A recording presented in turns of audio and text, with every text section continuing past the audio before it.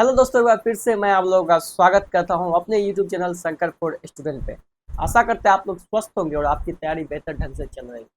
तो जैसा कि आप मात्र 10 दिन बचे हुए हैं 12th वाले एग्जाम के लिए, एनटीपीसी अंडर ग्रेजुएट एग्जाम को अगर आप ले ले मीन्स 7 तारीख से अगर शुरू है तो 10-12 दिन के अप्रॉक्स बचा हुआ है।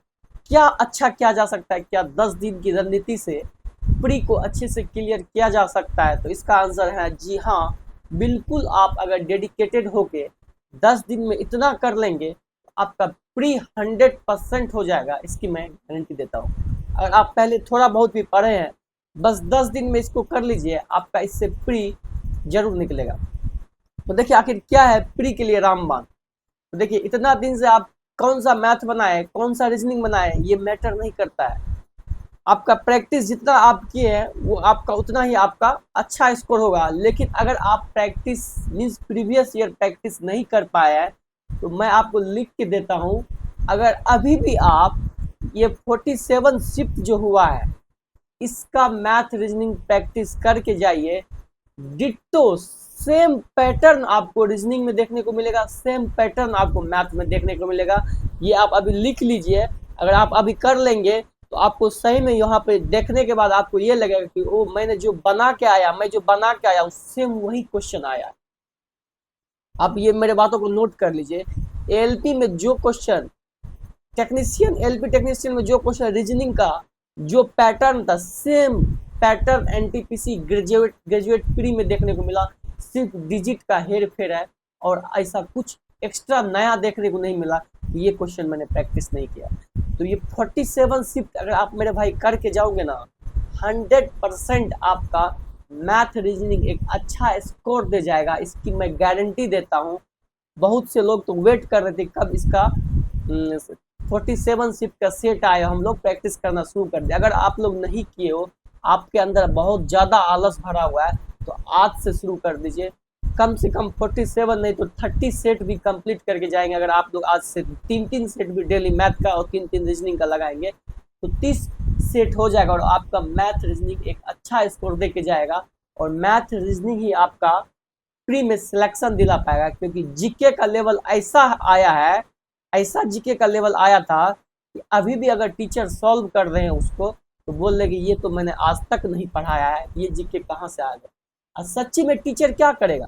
टीचर अब यूपीएससी लेवल का तो नहीं पढ़ाएगा, क्योंकि टीसीएस ने जो क्वेश्चन पूछा है जीके जीएस का, इतना डीप जाके पूछा है, चित्रकला से ही पूछा है तो उसके पूरे डीप में जाके पूछा है, संगम साहित्य से पूछा है, इतना हार्ड क्वेश्चन बनाया है। अगर आप लोग क्वेश्चन देखे होंगे जीके का, काफी ही लेवल अप है। मीन्स इतना डीप में हम लोग एनटीपीसी के छात्र या एसएससी के छात्र इतना डीप में जाके जीके नहीं पढ़ते हैं, क्योंकि हम लोग को मैथ रीजनिंग भी पढ़ना है, लेकिन उस लेवल का पूछा गया।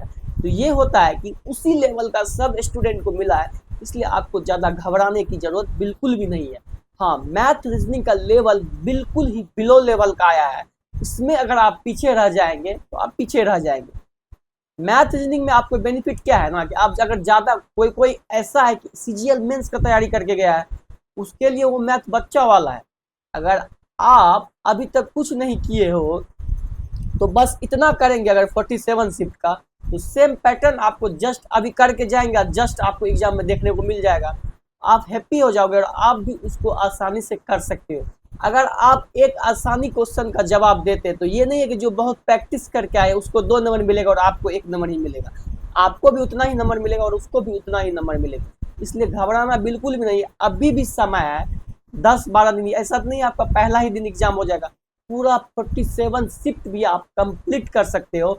और इसी वीडियो में आके आप कमेंट करोगे कि भाई मैंने जो ये 47 शिफ्ट का मैथ रीजनिंग बनाया, सेम लग रहा था कि यही क्वेश्चन 1 से लेके 60 क्वेश्चन तक यही क्वेश्चन आते गया और मैं बनाते गया। ये मेरी फुल गारंटी है।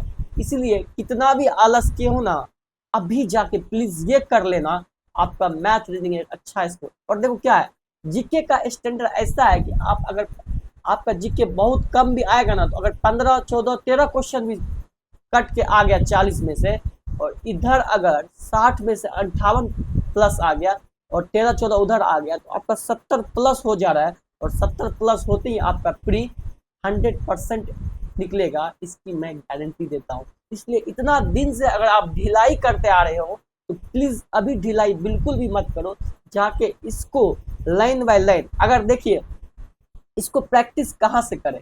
अगर आपके पास टेक्स्ट बुक है तो टेक्स्ट बुक इसका दे रहा है, लेकिन टेक्स्ट बुक में क्या है ना, डेली एक एक टेस्ट, एक एक सेक्शनल टेस्ट ओपन कर रहा है, जैसे कि आज 5 जून का, फिर कल 6 जून का। तो ऐसे में उतना समय नहीं, आपको एक दिन में 3 मैथ का 3 रीजनिंग का लगाना है। तो अगर आपके पास बहुत सारा बुक भी उसका, जैसे प्लेटफॉर्म का बुक हो गया, वो सब बुक भी 47 सेट को कंपाइल करके बना दिया है। उसमें आपको उसी से बनाइए, किसी भी बुक से बनाइए, लेकिन टाइम सेट कर लीजिए, 30 मिनट्स दीजिए मैथ को, 30 मिनट्स रीजनिंग को। बिफोर 30 मिनट्स आपका रीजनिंग कंप्लीट हो जाएगा, इतना मुझे विश्वास है। और जो क्वेश्चन में टाइम लग रहा है, अभी यूट्यूब पे बहुत सारे टीचर इस 47 चैप्टर का एनालिसिस करवा रहा है, आप उस शिफ्ट का एनालिसिस देखिए, बस वही जिसमें कि आपको समय लगा है और जो क्वेश्चन आपका गलत हुआ है, बस उसी क्वेश्चन को जाके देखिए, स्किप कर करके देखिए कि वो क्वेश्चन कैसे बताया है, किस तरीके से बनाया गया है, वो आप अच्छे से लर्न कर लीजिए। और उसको आगे वाले सेट में सेम क्वेश्चन आपको सिर्फ डिजिट हेर फेर करके देगा, आप उसको आसानी से करोगे और आपके अंदर कॉन्फिडेंट आएगा। और जब रियल एग्जाम में आपको सेम क्वेश्चन आएगा ना, आप दिल खुश हो जाएगा आपका, आपको लगेगा कि हाँ, मैथ रीजनिंग जो मैंने पढ़ा है वही आया है, और आप अच्छा स्कोर करके आओगे। और मैथ रीजनिंग में अगर आपका अच्छा जाते जाएगा तो आपका कॉन्फिडेंट हाई होगा और आपका जीके भी थोड़ा बहुत अच्छा जाएगा। जीके में आप लोग देख सकते हो कि करंट अफेयर्स का वेटेज बहुत ज़्यादा है। और अगर करंट अफेयर्स ऐसा नहीं कि बहुत इजी पूछ रहा है और बहुत हार्ड पूछ रहा है, इजी में क्या है कि अगर जैसे 13 क्वेश्चन पूछ रहा है तो आप 6-7 कर सकते हो, ऐसा क्वेश्चन आपके शिफ्ट में आएगा। उसके लिए आप इंडेक्स, नव नियुक्तियाँ, ये सब याद कर लीजिए। अगर आप अभी तक इस 47 शिफ्ट को एनालिसिस नहीं किए हैं तो टॉप ट्रेंडिंग का आप देखिएगा, टेलीग्राम पे दिया है कि करंट से किस किस चैप्टर से कितना क्वेश्चन पूछा गया है। आप एक बार उस चैप्टर को जरूर देख लीजिएगा। जैसे कि खेल कूद, आप चाहे यूट्यूब से कीजिए, चाहे बुक से कीजिए, कहीं से भी कीजिए, खेल कूद कर लीजिएगा, पुरस्कार कर लीजिएगा, पुस्तक कर लीजिएगा, शिखर सम्मेलन से बहुत सारा क्वेश्चन देखने को मिला, वो कर लीजिएगा। इसी तरह क्वेश्चन पूछा गया, एक बार वो एनालिसिस वाला पीडीएफ भी आप लोग देख लीजिएगा, वो अपने टेलीग्राम चैनल पर डाला है। उस चैप्टर का करंट अफेयर्स आप लोग जरूर कर लीजिएगा। मैथ रीजनिंग में कर लीजिए, वही आपका रिजल्ट देगा, इसकी मैं गारंटी देता हूँ। अगर आप 60 में समझिए 55 या 56 क्वेश्चन कर लेते हैं सही सही, तो जीके कहाँ जाएगा मेरे भाई। 40 में आपका जीके कितना भी दिन खराब होगा ना, 13, 14, 15, 10 मार्क्स भी आया ना, फिर भी आप रिजल्ट के 100% मीन्स रिजल्ट आपके होने की संभावना है। इसलिए मैं बोलता हूँ कि मैथ रीजनिंग का, अब मैथ रीजनिंग ये नहीं कि पूरा प्रीवियस 10 साल का लगाना है, 5 साल का, बस लिमिट हो गया आपको 47 शिफ्ट आपको करके जाना। आपके लिए बस यही टारगेट है कि 10 दिन में मैथ रीजनिंग का 47 शिफ्ट का 30-30 क्वेश्चन, 30-30 क्वेश्चन हमको किसी भी हालत में करना है, तभी मेरा सिलेक्शन होगा। और यकीन मानिए आपको मतलब बहुत ही ज़्यादा आपको कॉन्फिडेंट आएगा अगर आप करके जाओगे, और आप एग्जाम से भी अगर निकलोगे तो हैप्पी होकर निकलोगे, इसकी मैं गारंटी देता हूँ। आप बोलोगे कि हाँ, मैंने कुछ इतना कम समय में इतना अच्छा करके आया जितना मैं सालों से नहीं करके आया, क्योंकि मैंने टेक्नीशियन का बना के गया था, मैं टेक्नीशियन का, और मुझे सेम पैटर्न, और रेलवे यही फॉलो कर रहा है। अभी 2-3 साल का जितना भी एग्जाम हुआ है ना, सेम पैटर्न आपको सब वही रीजनिंग, अगर रीजनिंग का आप 2-3 क्वेश्चन नया वाला क्वेश्चन आया है, मैंने अपना छोटा छोटा वीडियो भी डाला है रीजनिंग का और मैथ का, आप देखिएगा वो सब क्वेश्चन अगर आप प्रैक्टिस करके जाएंगे तो आप देखते ही आंसर कर देंगे। और अगर आप फर्स्ट टाइम उस क्वेश्चन को देखेंगे, है बहुत आसान, लेकिन आप देख के घबरा जाएंगे, आप आंसर नहीं कर पाएंगे। और उसके बाद जब आएंगे एग्जाम से, देखेंगे कि ये क्वेश्चन नया पूछ दिया, इसका क्या सॉल्यूशन है, तो इससे सर पे आप हाथ देंगे कि इतना इजी क्वेश्चन मेरे से नहीं हुआ। इसलिए 47 शिफ्ट आपके लिए मस्ट है, जरूर जाके कीजिए। और छोटा छोटा वीडियो मैं जो दे रहा हूँ, आप उसको भी देखिएगा, 2 मिनट, 3 मिनट, 4 मिनट का मैं वीडियो डाला हूँ, 1-2 वीडियो, उसको देखिएगा, वो क्वेश्चन आपको जरूर हेल्प करेगा। और सेम ये नहीं होता है कि क्वेश्चन लीक होना, अगर आप वो करके जाएंगे ना 47, तो आपको ऐसा लगेगा कि मैथ और रीजनिंग के लिए क्वेश्चन मेरे से पहले से लीक हो गया और मैं सब क्वेश्चन सॉल्व करके आ गया। इसकी मैं फुल गारंटी देता हूँ। 47 shift with accuracy, with time, with मतलब फास्ट के साथ आप अगर कर लेंगे तो आप फ्री में, आपको कोई भी नहीं रोक सकता है। करंट अफेयर्स, थोड़ा बहुत जीके जीएस ये भी करते रहिए। और एनालिसिस कीजिए थोड़ा बहुत कि आखिर कहाँ से क्या क्वेश्चन आ रहा है। जैसे जीके में ही है जनजातीय विद्रोह, ये सबसे क्वेश्चन ज़्यादा देखने को मिला है। पॉलिटी में जैसे आर्टिकल से प्रत्येक शिफ्ट अनुच्छेद जो होता है उससे प्रत्येक शिफ्ट में क्वेश्चन देखने को मिला, ये से एब्जॉर्व करेंगे क्योंकि रिसेंट एग्जाम सबसे बेस्ट एग्जाम्पल आप लोग के लिए ग्रेजुएशन लेवल का है, काफ़ी उससे आपको हेल्प मिलेगी क्योंकि सेम टीसीएस जो आपका बना रहा है सेम पैटर्न फॉलो करेगा, क्योंकि बहुत पहले की बात नहीं है, जस्ट 1 महीने 1.5 महीने पहले ही एग्जाम लिया है और उसी पैटर्न को मैथ रीजनिंग में 100% गारंटी है। जीके जीएस में तो वो चेंज करेगा, थोड़ा बहुत चेंज जरूर करेगा, लेकिन फिर भी अभी रिसेंट वाला एनालिसिस से आपको थोड़ा बहुत बेनिफिट जरूर होगा। और जीके में अगर थोड़ा बहुत भी बेनिफिट होता है तो वो आपके लिए रामबाण यानी कि आपको टॉपर बनाने का काम करेगा। इसलिए अब थोड़ा बहुत अपने पे मेहनत कर लीजिए। इतना दिन आप लोग जो किए हैं उससे कोई फर्क नहीं पड़ता है, लेकिन अभी भी अगर आप सीरियस होंगे तो ऐसा नहीं है कि आपका रिजल्ट नहीं हो सकता है। अभी मैं बोल रहा हूँ, लेकिन अगर आप करोगे तो आप खुद बोलोगे कि हाँ भाई लास्ट का 10 दिन मेरे लिए रामबाण साबित हो गया। और ये मुझे 100% पता है कि अगर आप इतना करके जाओगे तो आप बेहतर करके आओगे, इसकी मैं गारंटी देता हूँ। तो यही सब है मेरे भाई, इसी तरह तैयारी करते रहिए, कभी भी रुकिए मत। ये नहीं कि जैसे कि आप किसी का ग्रेजुएशन लेवल का जैसे कि अभी आंसर किया गया है, किसी का अगर खराब हो गया, अगर रुक गया, अगर वही हो गया है वो अगर रुक गया, आप सोचा होगा कि मैं 12th का क्या करूँगा, इतना पढ़ा ग्रेजुएशन लेवल का अच्छा नहीं गया, अब अंडर ग्रेजुएट के लिए मैं क्या ही पढ़ूंगा। रुकना नहीं है मेरे भाई। अभी एनटीपीसी का अब जो कैलेंडर प्रत्येक साल आएगा, 2024 का आया और जैसे ही आप देखेंगे कि इसका एग्जाम हुआ है कि 2025 का वैकेंसी आपके सामने होगा। इसलिए मेहनत करते रहना है, आपके पास अपॉर्चुनिटी की कमी नहीं होगी। बस आप अपने आप को एकदम दुरुस्त रखिए और अपनी तैयारी को कंटिन्यू रखिए, आपका सिलेक्शन जरूर होगा अगर आप ईमानदारी से मेहनत करेंगे, क्योंकि इसकी संभावना बढ़ गई है। क्योंकि स्टेट लेवल में भी बहुत सारी वैकेंसियां, अगर आप लोग बिहार से हैं तो बिहार में भी बहुत सारी वैकेंसियां आने वाली है क्योंकि अभी इलेक्शन है।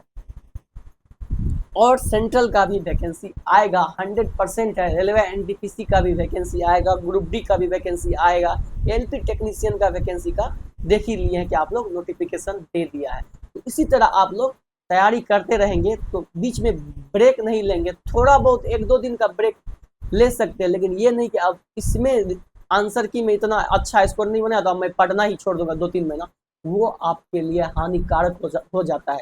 इसलिए मेरे भाई मेहनत करते रहिए, आपको मौका मिलते रहेगा। अगर आप आज 2 नंबर से छूट रहे हैं तो वो एक्सपीरियंस लेके आप नेक्स्ट एग्जाम में 10 नंबर ज़्यादा लेके आएंगे कट ऑफ से, इसकी भी मैं गारंटी देता हूँ, बशर्ते कि आप लगे रहे, लास्ट तक लगे रहे और अपने अंदर ये हमेशा पॉजिटिविटी भरते रहे कि मेरे से नहीं होगा तो किससे होगा। आखिर कौन है वो, कैसे पढ़ रहा है जी, उसका सिलेक्शन हो रहा है, मेरा सिलेक्शन नहीं हो रहा है। वो भी इंसान है, मैं भी इंसान हूँ, अगर उसका हो रहा है तो मेरा भी होगा, चाहे आज हो या कल हो। बस यही अपने आप में पॉजिटिविटी भरते रहिए।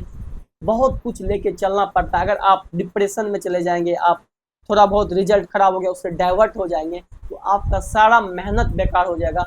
थोड़ी सी गलती से आप ये नहीं कि अपनी पूरी मेहनत को बेकार कर देंगे। अगर एग्जाम में थोड़ा सा गलती हो ही गया तो नेक्स्ट एग्जाम में उससे दुरुस्त होके आइए और उससे अच्छा करके दिखाइए।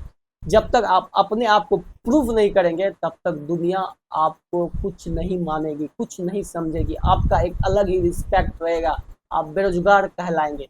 अगर आप एक छोटा सा भी नौकरी ले लेते हैं तो आपका एक अलग पहचान, आपकी एक अलग रिस्पेक्ट रहेगी। इसलिए मेरे भाई 12th के लिए बस इतना कीजिए। लास्ट में ये मत देखिए कि मेरे को 3 सेट लगाना पड़ रहा है, 4 सेट लगाना, मात्र 30 क्वेश्चन का 3 से, अगर आप ज़्यादा हार्ड वर्किंग है तो 4 सेट मैथ का, 4 सेट रीजनिंग का, 11 दिन में आप 12-13 दिन में आप 12 दिन में आपका पूरा 47 सेट कंप्लीट हो जाएगा। और जस्ट अगर आप मेहनत करके जाओगे और जस्ट उस मेहनत का रिजल्ट आपको आपके एग्जाम में मिल जाएगा, ये मैं 100% श्योर हूँ। तो ऐसा ही है, ऐसे ही करते रहिए। लास्ट का बेस्ट स्ट्रेटजी यही है।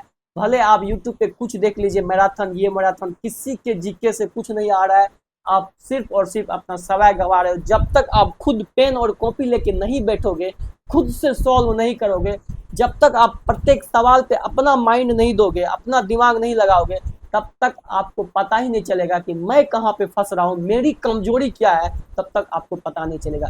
इसलिए मेरे भाई खुद से कीजिए। अब वो समय नहीं रहा कि आप लेट के यूट्यूब देखते जा रहे हैं, आपको लग रहा है कि बस आपको लग रहा है कि मेरी तैयारी हो रही है, आपकी तैयारी नहीं हो पा रही है। जब तक आप अपने से क्वेश्चन बाय क्वेश्चन सॉल्व करोगे, कितना समय लग रहा है सब कुछ देखना पड़ता है, कितना टाइम लग रहा है आपको प्रत्येक क्वेश्चन में, किस सवाल में आप फंस रहे हो, आपका कैलकुलेशन स्पीड कितना है, ये सब आपको सब पता चलेगा। तब आपको लगेगा कि मुझे किस चीज पे ज्यादा काम करना है और क्या चीज मेरा अच्छा है, किस चीज को मैं स्किप कर सकता हूँ।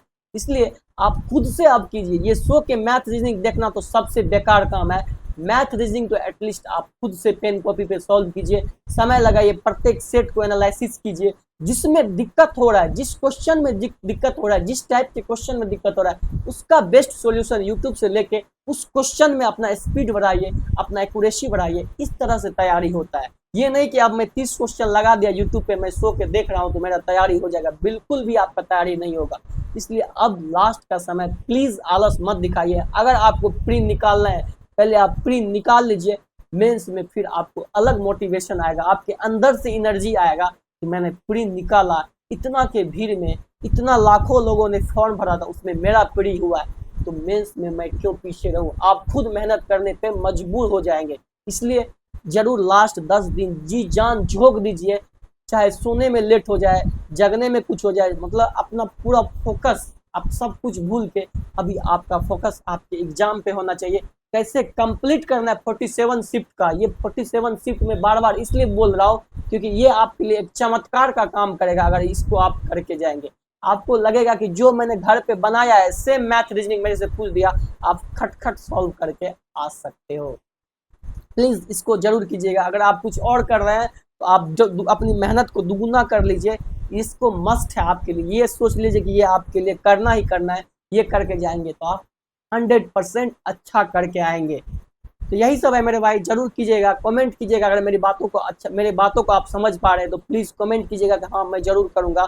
और अगर अच्छा लगा हो तो वीडियो को लाइक कीजिए, चैनल को सब्सक्राइब कीजिए और सपोर्ट कीजिए। आज के लिए बस इतना ही। आशा करते वीडियो अच्छा लगा होगा। धन्यवाद।